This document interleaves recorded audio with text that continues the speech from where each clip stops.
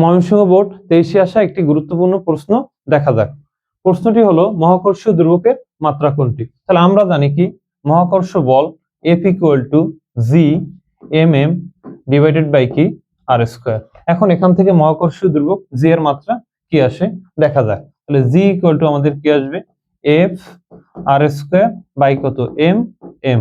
এখন আমরা জানি কি বলের মাত্রা কি জানি আমরা m l t এর পাওয়ার -2 আর r মানে কি দূরত্বের মাত্রা জানি কি আমরা l। তাহলে এখানে কি আছে আমাদের l, তার উপরে কি আছে আমাদের স্কয়ার। তাহলে নিচে কি আছে আমাদের m এর মাত্রা m এর মাত্রা m, তাহলে আমাদের কি আসতেছে m স্কয়ার।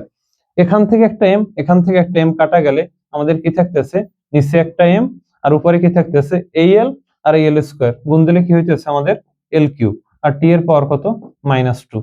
এখন নিচের m কে যদি সূচকের নিয়ম অনুসারে উপরে নিয়ে যায় তাহলে আমাদের কি আসতেছে m পার l কিউব t এর পাওয়ার -2। তাহলে দেখা যাক আমাদের অপশন কোথায় আছে।